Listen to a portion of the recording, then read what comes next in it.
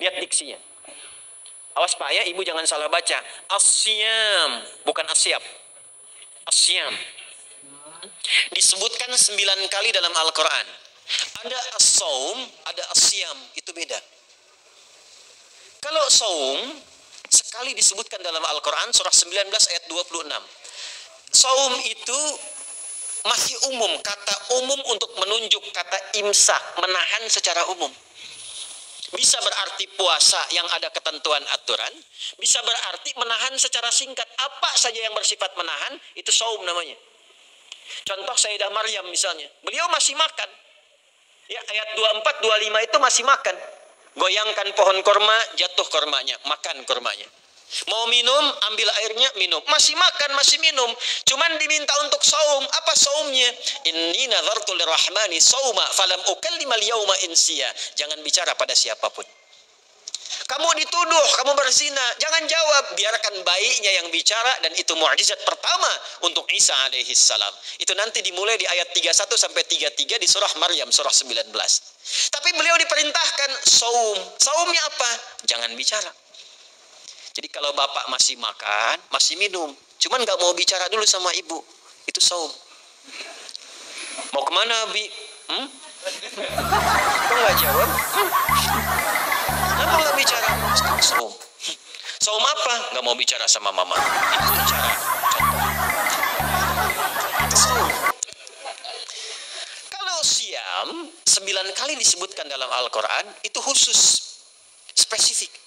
Ada aturannya, ada ketentuannya, nggak boleh sembarangan, nggak bisa kemudian seenak kita melakukannya. Ada ketentuan yang dibuatnya dan itu harus diikuti. Begitu diikuti, maka keagungan dan keistimewaan ibadah itu akan dilekatkan pada pelakunya.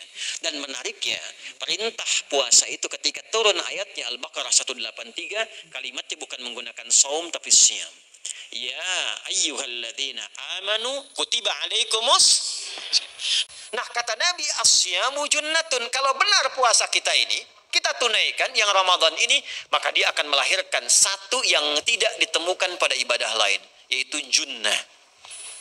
Ada jinnah, ada jannah, ada junnah. Itu beda. Tapi semua katanya, itu hurufnya sama, cuma harokatnya beda. Coba lihat ya. Ada junnah, jinnah, dan jannah. Jannah artinya apa? Surga. Jinnah artinya apa?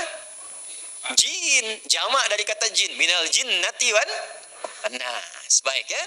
Ada junnah, perisai.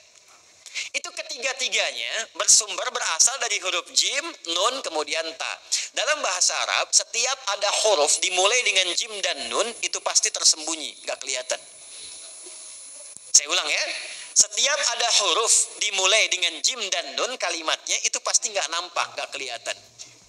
Janin, kenapa disebut janin? Karena masih tersembunyi dalam rahim ibundanya, nggak kelihatan. Begitu keluar, tampak jadi bashar, jadi bayi yang terlihat. Jin, kenapa disebut dengan jin? Karena nggak nampak. Makanya fitrah jin itu, Pak, Ibu, fitrahnya tersembunyi. Jadi kalau ada jin melakukan penampakan, itu jin sedang punya masalah.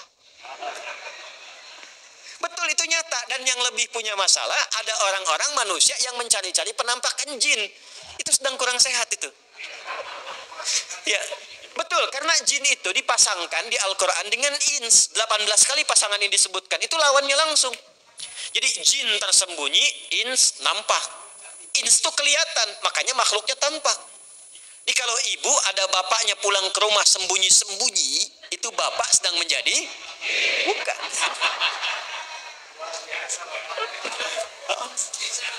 Kalau ibu sembunyi-sembunyi nyari dompet bapak, ibu sedang menjadi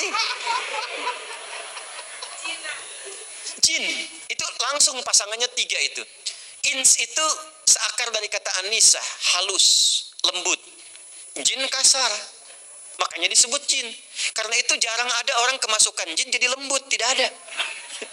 Permisi mau ikut kajian sedang kemasukan jin, tidak. Kalau kata-katanya tidak meracau, tindakannya pasti kacau. Karena itu fitrah manusia itu pasti lembut. Kalau ada orang kasar, pasti ada yang salah dalam pergaulannya. Balik. Itu jin.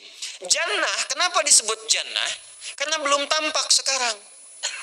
Makanya Nabi katakan mala ainun ra'at, nggak sama dengan yang seperti dilihat orang. Nggak kelihatan. Nanti kesuksesan tertinggi yang belum tampak disebut dengan jannah, karena belum tampak. Junnah itu perisai yang bisa langsung membentengi kita dari setan secara otomatis. Tapi nggak kelihatan. Karena itu kenapa ujung puasa disebut la'allakum tatakun. Tatakun itu dari kata takwa. Takwa itu dari kata wikoyah. Wikoyah itu artinya perisai. Nah, perisainya tidak tampak dalam diri kita. Tapi kalau terbiasa menunaikan ibadah puasa ini, kata Nabi, yang pertama kali akan terjadi pada orang yang puasanya benar, dia akan mendapatkan perlindungan berupa perisai dari Allah, hasil dari latihan puasanya yang dapat membentengi dia dari setan. Jadi ciri khas puasa Ramadan itu kalau sukses ditunaikan, itu akan terjauh dari godaan setan. Setan itu provokator yang memang hanya mengarahkan pada keburukan. Jadi dia nggak kenal benar. Lawannya malaikat. Malaikat nggak kenal salah, Pak. Nah, supaya terbentengi dari itu semua, kata Nabi SAW, kita itu dihadiahi sekarang oleh Allah satu ibadah yang kalau dilakukan ibadah itu akan mengakumulasi ibadah-ibadah yang lainnya, yang saat bersamaan dahsyatnya ibadah ini bisa menghadirkan junnah, perisai yang membentengi dari setan. Karena itu ketika dilakukan ibadahnya, saat yang bersamaan bisa ditahan maksiatnya, ditingkatkan amal solehnya. Setan kan ngajaknya pada yang salah kan? Malaikat ngajak pada yang soleh. Ramadan itu keutamaannya kalau sudah tiba Ramadan, itu selalu kita terdorong pada yang soleh dan tertahan untuk yang salah. Itu hebatnya puasa Ramadan.